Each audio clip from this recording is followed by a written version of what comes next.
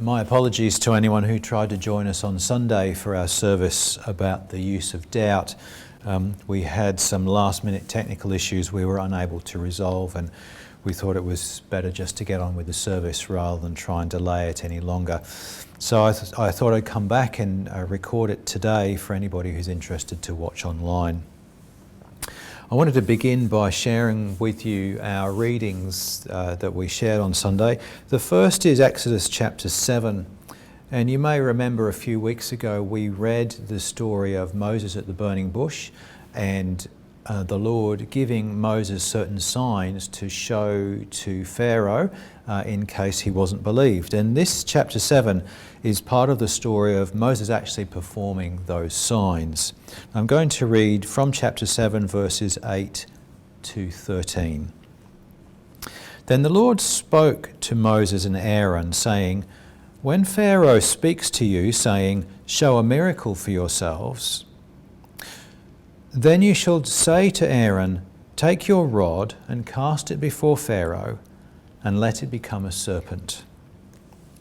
So Moses and Aaron went in to Pharaoh, and they did so, just as the Lord commanded. And Aaron cast down his rod before Pharaoh and before his servants, and it became a serpent. But Pharaoh also called the wise men and the sorcerers. So the magicians of Egypt, they also did in like manner with their enchantments. For every man threw down his rod, and they became serpents. But Aaron's rod swallowed up their rods. And Pharaoh's heart grew hard, and he did not heed them, as the Lord had said. Now John chapter 6 relates the story of the feeding of the 5,000, and that's very important for us to bear in mind as we consider the conversation that goes on following that miracle. So we're going to read from verse 22 through to verse 40. On the following day, when the people who were standing on the other side of the sea saw that there was no other boat there except that one which his disciples had entered, and that Jesus had not entered the boat with his disciples, but his disciples had gone away alone. However, other boats came from Tiberias, near the place where they ate bread after the Lord had given thanks. When the people therefore saw that Jesus was not there, nor his disciples, they also got into boats and came to Capernaum, seeking Jesus. And when they found him on the other side of the sea, they said to him, "Rabbi, when did you come here?" Jesus answered them and said, "Most assuredly I say to you, you seek me not because you saw the signs, but because you ate of the loaves and were filled. Do not labour for the food which perishes, but for the food which endures to everlasting life, which the Son of Man will give you, because God the Father has set his seal on him." Then they said to him, "What shall we do that we may work the works of God?" Jesus answered and said to them, "This is the work of God, that you believe in him whom he sent." Therefore they said to him, "What sign will you perform then, that we may see it and believe you? What work will you do? Our fathers ate the manna in the desert, as it is written, 'He gave them bread from heaven to eat.'" Then Jesus said to them, "Most assuredly I say to you, Moses did not give you the bread from heaven, but my Father gives you the true bread from heaven. For the bread of God is he who comes down from heaven and gives life to the world." Then they said to him, "Lord, give us this bread always." And Jesus said to them, "I am the bread of life. He who comes to me shall never hunger, and he who believes in me shall never thirst. But I said to you that you have seen me, and yet do not believe. All that the Father gives me will come to me, And the one who comes to me I will by no means cast out. For I have come down from heaven not to do my own will, but the will of him who sent me. This is the will of the Father who sent me, that of all he has given me I should lose nothing, but should raise it up at the last day. And this is the will of him who sent me, that everyone who sees the Son and believes in him may have everlasting life, and I will raise him up at the last day. Let me ask you, how tolerant are you of doubts and questions?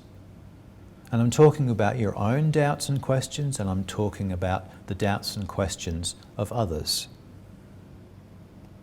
Today's talk was inspired by a friend who was posting questions in a Facebook group that I'm part of a few months ago. And I remember responding to this chap and having some conversation with him. But I remember one morning waking up and checking Facebook and realising that his question had been deleted, and I wondered why. Was it because he was simply harping on about the same old matters, or had the question irritated someone in some way? So I wanted to reflect on the use of doubt. Now, we don't enjoy doubts in many ways, but we have to realise that doubt has its place. And I wanted to share with you what Swedenborg writes as he looks at this passage from Exodus that we heard this morning. So Exodus chapter 7 is the recounting of the story of Moses going to Pharaoh and starting to negotiate the freedom of the children of Israel.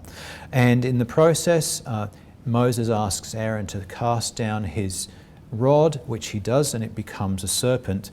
But Pharaoh gets his own magicians to do exactly the same trick. And this is what Swedenborg writes as he's talking about this occurrence. And this comes from Heavenly Secrets, and it's paragraph 7298, and just a section of that paragraph. And he writes this: "It is in accordance with the laws of order that no one should become convinced of the truth instantaneously. That is, should instantaneously be made so sure of the truth that he is left in no doubt at all about it. The reason for this is that when truth is impressed on a person in that kind of way, he becomes so fully convinced of it that it cannot be broadened in any way or qualified in any way.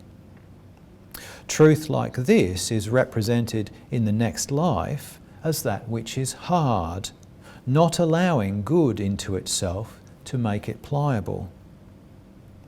This goes to explain why, in the next life, as soon as some truth is presented through plain experience to good spirits, some opposing idea giving rise to doubt is presented. In this way, they are led to think and ponder over whether it is indeed a truth, gather reasons in support of it, and so introduce that truth into their minds by the use of reason. This enables their spiritual vision in respect of that truth to be broadened, seeing even into the ideas that are opposed to it. They therefore see and perceive with their understanding every characteristic of the truth, and from this are able to let in the influences coming from heaven as the situation demands. I wonder if you've ever had the experience of being part of a conversation when an idea is presented by one person, only to have the opposing idea presented. I know I've had the experience myself of my own mind coming up with an opposing thought to some principle or idea that I've heard. And it's very easy to think about that as being just contrary for the sake of it. But there's an actual use and a value in that taking place. As Swedenborg says, this opposition of ideas allows us to process them, think about them, make them part of our own understanding in a way that would never be the case if we were to just accept an idea just on face value immediately upon hearing it. So doubt is a very useful thing for us to engage in. But having said that, it's a terrible place to stay. So how do you overcome doubt? And we're going to move on to the Gospel of John, as we read John chapter 6.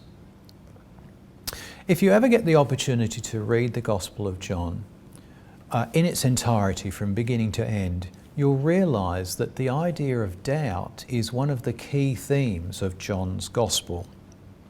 If you're familiar with the story of the Apostle Thomas and the fact that he became known as Doubting Thomas, you'll realise that that is recounted in the Gospel of John at the end when the Lord is resurrected. But the Gospel of John also contains many occurrences of the Jews asking Jesus for a sign to verify who he is. Now, in some way, we might think of that as quite reasonable. This man comes along, he's making great, grand claims about himself, and so the Jews are asking, well, verify for us what you're saying by producing something that can prove to us who you are. The problem with thinking of that as reasonable is what happens as we follow the Gospel through. Because in chapter 11 we have this story of the raising of Lazarus, and it becomes very clear that the raising of Lazarus is the proof, the irrefutable proof that these people are seeking. And in chapter 12, in verse 10, there's reference to the Jews seeking to kill not only Jesus, but to kill Lazarus, because Lazarus is the walking, talking, breathing proof of who Jesus is. So they're actually unable and unwilling to accept that proof, even though they asked for it. And so you can see it's not a reasonable thing, actually, that they were asking. But I want to dive back into chapter 6 and have a look at that conversation that we read earlier. And I'm going to start with verse 26.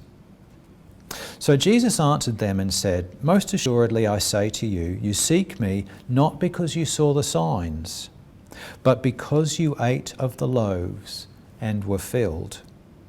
Do not labour for the food which perishes, but for the food which endures to everlasting life, which the Son of Man will give you, because God the Father has set his seal on him."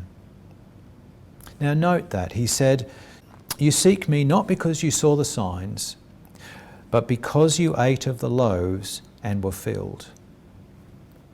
Now I want you to notice the connection with bread throughout this passage. But I also want you to notice that when we seek the Lord, it's not because he offers irrefutable proof. It's not because he gives us a complete sense of or a picture of life and the universe as it is. It's because we find something essentially satisfying about him.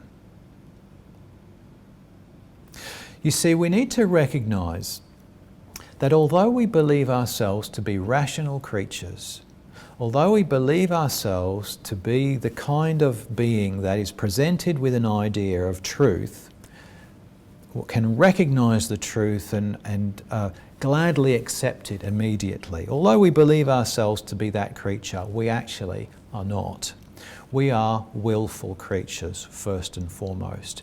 And we only allow ourselves to accept the ideas that appeal to us, that satisfy us in some way. So our intellect is very much controlled by our will and our desires. And we need to acknowledge that about ourselves. So let's go on in this chapter. So verse 28. Then they said to him, "What shall we do that we may work the works of God?" Jesus answered and said to them, "This is the work of God, that you believe in him whom he sent." So notice, Belief is work. It's not something we can just take on and accept within ourselves. We need to work at it. We need to address those things within our willful nature that prevents us accepting the truth. And who has to do that work? Well, we do. And the work is to believe. Let's continue. Verse 30. Therefore they said to him, "What sign will you perform then, that we may see it and believe you? What work will you do? Our fathers ate the manna in the desert, as it is written, He gave them bread from heaven to eat." So notice, who is working now? You see, what's happened is those people have thrown off their responsibility to work. They've thrown off this idea that it is their will that controls their intellect.